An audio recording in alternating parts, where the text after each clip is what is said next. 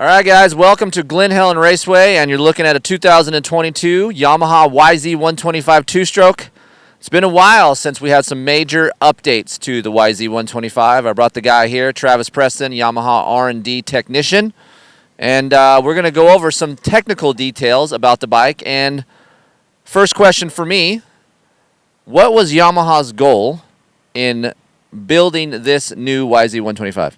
Well, of course, when it comes to 125s, it's all about horsepower. It's all about mid to top. It's all about over rev. It's all about longer pulling. So that was our goal with this bike, is we wanted something that comes out of the corner stronger and something that pulls longer. Looking at the ergonomics of this bike, looks like it's a flatter profile, different shrouds. Me coming off of a YZ450F lately, it honestly looks like I'm on top of the bike more, and I haven't ridden this bike yet, but just looking at it, the ergonomics looks a little bit taller.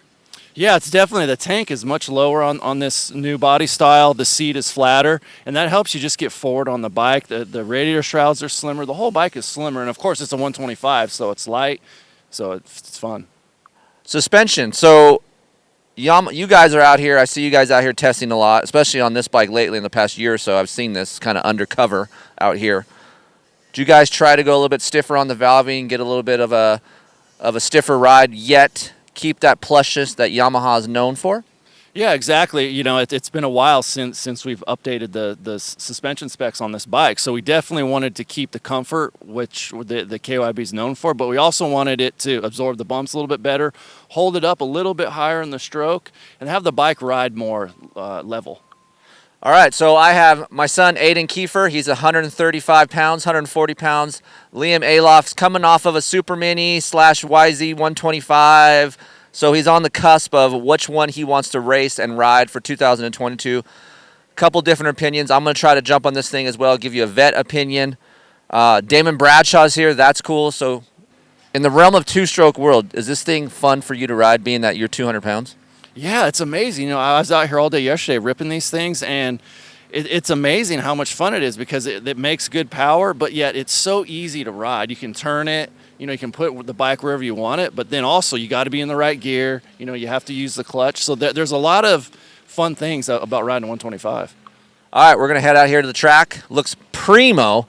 Yamaha's done a great job. It's never this good on practice day, people, so it should be really good. Stay tuned.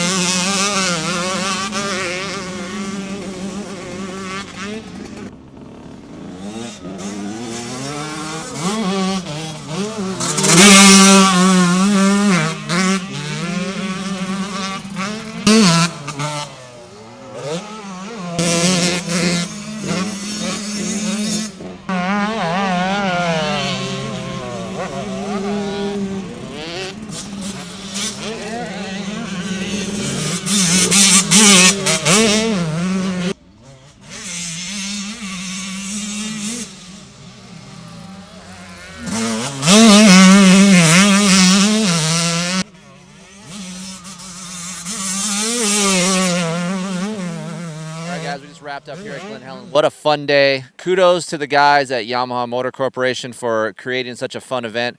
Bring him out. Ryan Villapoto, Damon Bradshaw. I brought my little Groms out to ride this YZ125. I have ridden a little bit today as well. Feeling under the weather, so not a lot of riding time for me, but just to give you a little bit of a snippet of what I think.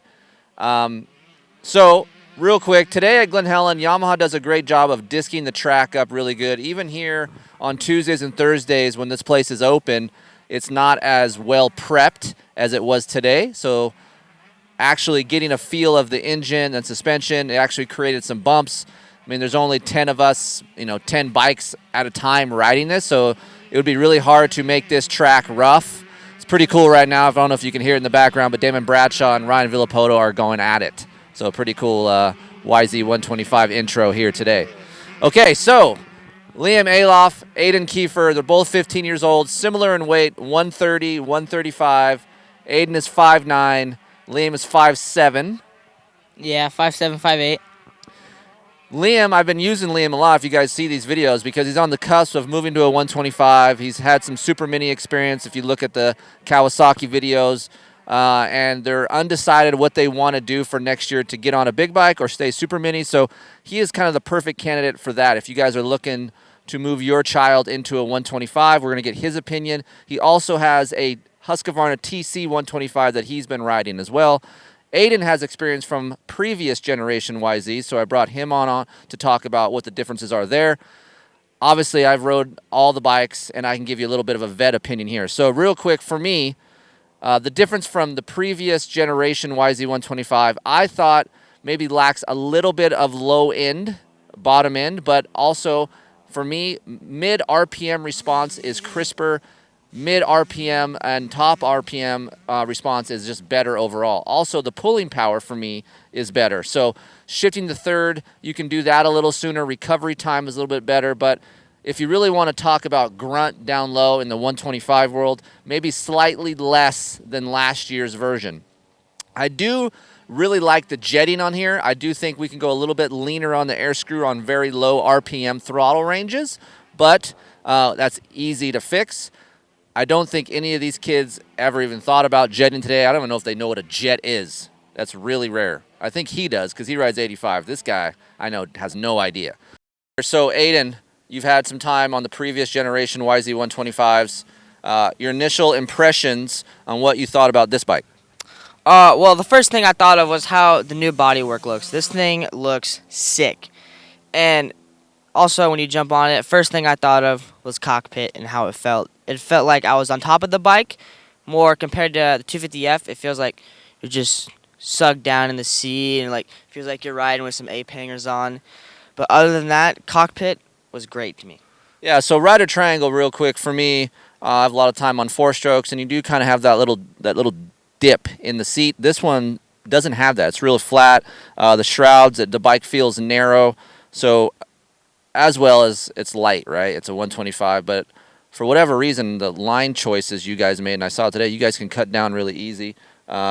Engine feeling for the people out there coming off of a previous YZ125, what'd you think?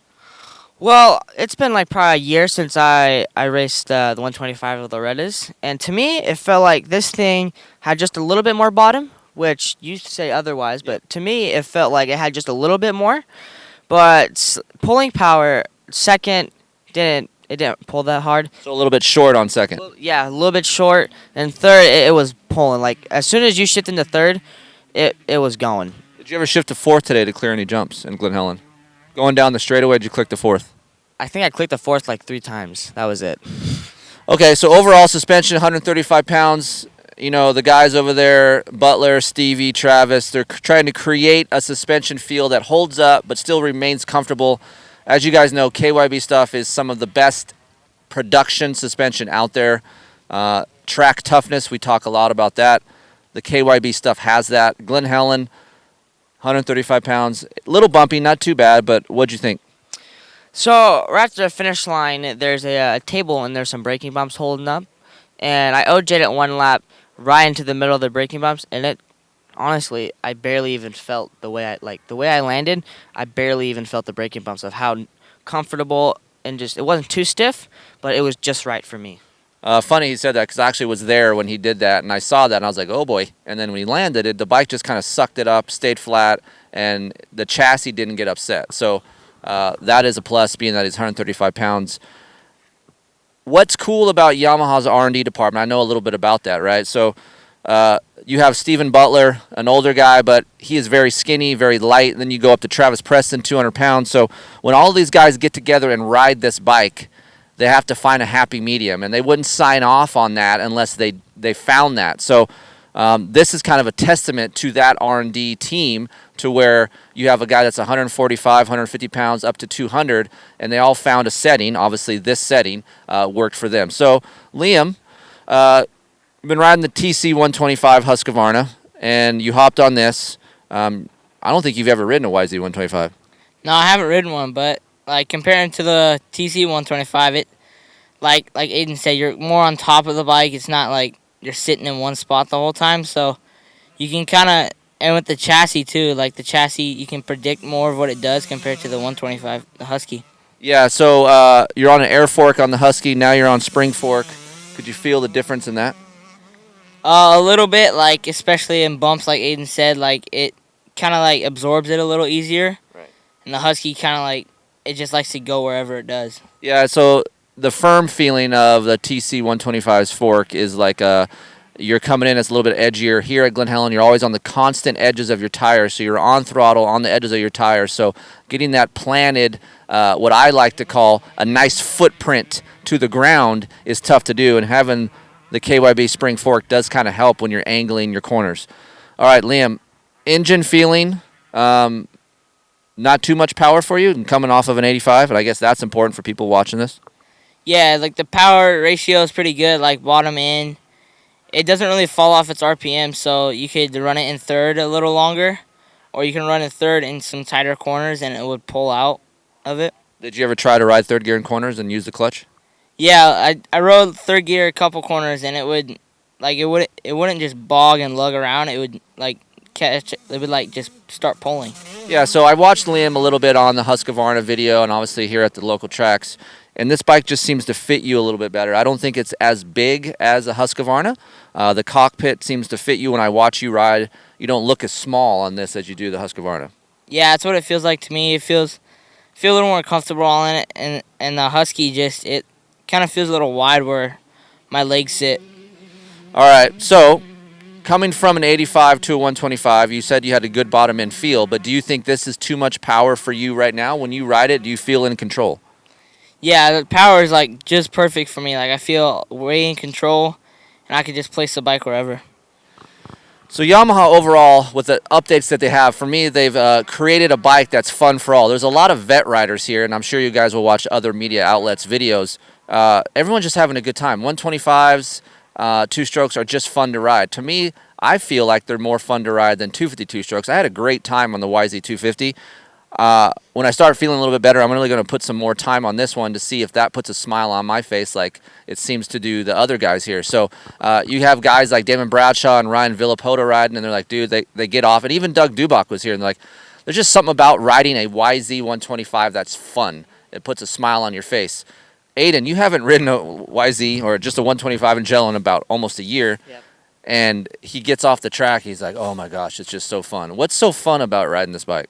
I think the fun factor is just it's something different. Like when you ride a four-stroke so much, you kind of get bored of it, of just the same thing over and over again. And on a 125, you can hold it wide open everywhere, which is, I think that's the fun factor with everyone. I see you going outsides a lot on this thing.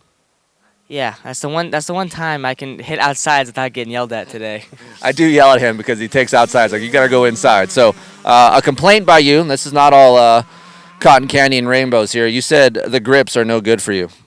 Yeah, like when I would kind of like a couple laps, as soon as I got on the bike, I noticed a little bit how like hard the grips were.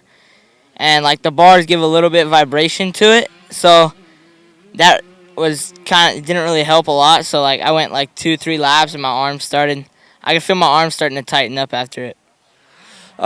They come with Bridgestone X20s, so a different tire than the norm that comes on the four-strokes. For me, being 170 pounds, I would go up. I would do the Jody. That's what we call it around here because MXA has made that famous. You go up a tooth on the rear sprocket, do the Jody on this YZ125. You're a little bit heavier. That'll get you in third gear a little bit sooner.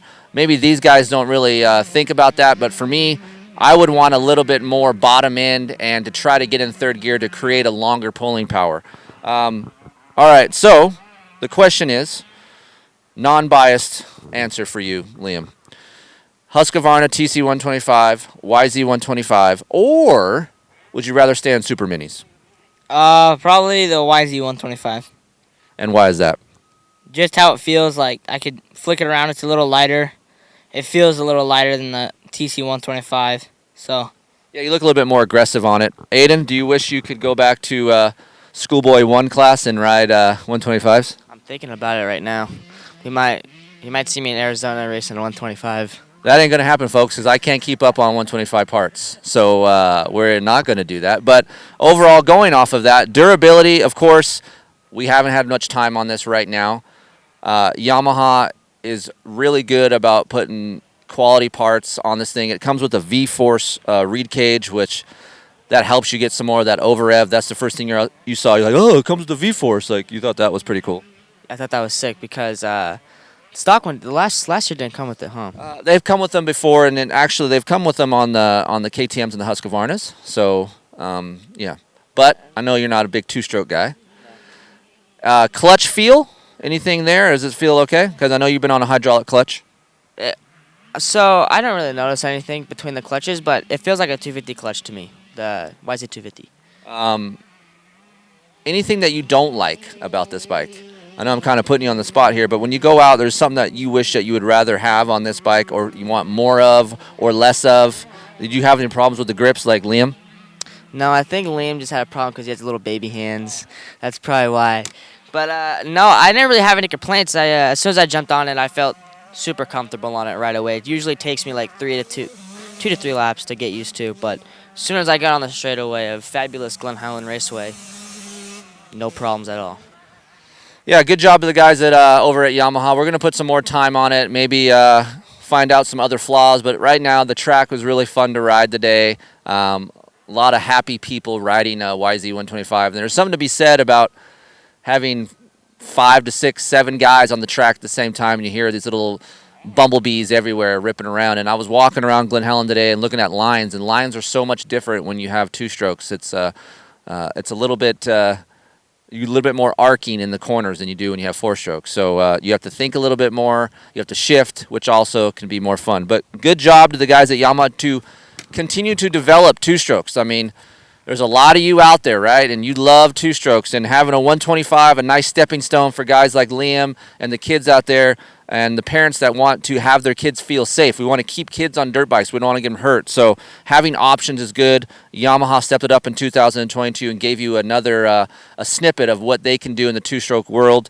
And let's face it, a lot of these other manufacturers that are missing out on the two-stroke boat, they're missing out on sales. And we think, at least for me, I think KTM has a direct reflection of why other manufacturers, such as Yamaha, is trying to make their product better and to match the Austrian company. I think they set the bar in two-stroke world. We know that. And Yamaha has done a good job on their 125. So maybe a 125 shootout. Would you guys be down? Yeah, I'd be down with that. I'm down. All right, they're in. Are you guys in? Leave a comment on the YouTube channel. See if you guys want a 125 shootout. It'd be fun.